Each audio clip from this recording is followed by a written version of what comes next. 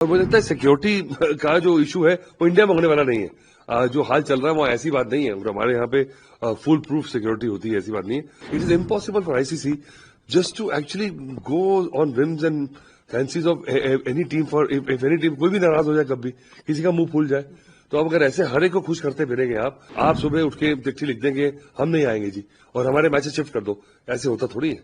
और मुझे लगता है कि ICC must have told them कि गेट इन लाइन और just get out, and I think BCB knows it. और अगर आपको लग रहा है कि बहुत बड़ी प्रॉब्लम है तो आप फोरफिट कर दें, आप खेले ही ना, वो बेटर है। और आपके लिए इतना बड़ा मुद्दा बन गया आपकी इज्जत के लिए, तो आप फिर बोलेंगे ठीक है we are standing for the tournament, कोई बड़ी बात नहीं, कोई प्रलय आने वाला नहीं है, not end of the world. तो लग रहा था कि भाई इतना बड़ा डिसीजन जो है या तो बांग्लादेश गवर्नमेंट ले, वो अलग बात है।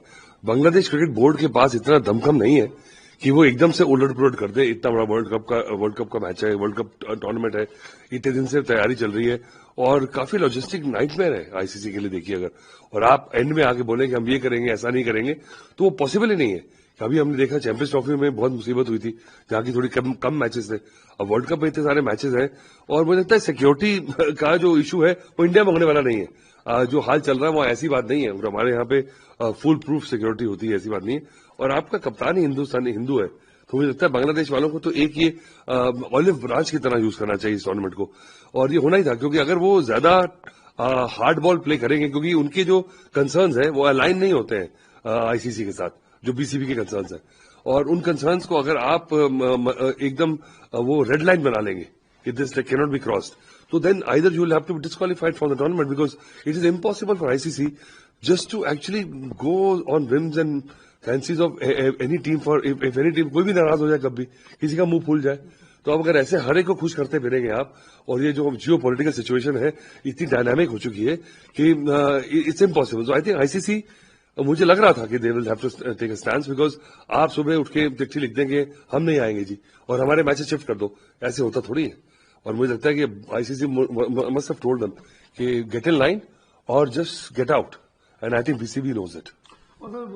आपको टूर्नामेंट आपने भी कवर की, खेले भी है, आप तो नो कर दे, लेकिन बाकी जो टीम है उनको सफर करना पड़ेगा। बिल्कुल, अभी जैसे चैंपियंस ट्रॉफी में हुआ था कि न्यूजीलैंड की टीम फ्लाइट पकड़ के पहुंचे दुबई, वो मैच उल्टा हो गया, उनको नहीं खेलना पड़ा दुबई में, तो दोबारा गए मैच खेलना हमने कराची वापस, और मैच हार गए। एक ही दिन में उनको ट्रैवल करना पड़ा।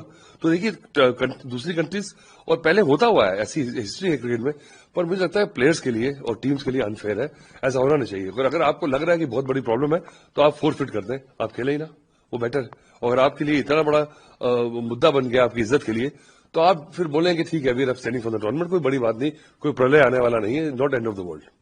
और तो आपने ये कहा जा रहा था कि भारत जो सेफ नहीं है बड़े टूर्नामेंट, आपने तो खुद टूर्नामेंट खेले भी और आपने कवर भी किया, आप हिस्सा भी रहे इन चीजों का, आप क्या कहीं जवाब? नहीं देखिए, मुझे लगता है कि वो देखिए अब कोई परसेप्शन क्रिएट करने में जाता क्या है। अब पाकिस्तान और इंडिया की जो बात है ना वो अलग है, आप उसके साथ बांग्लादेश को इक्वेट नहीं कर सकते।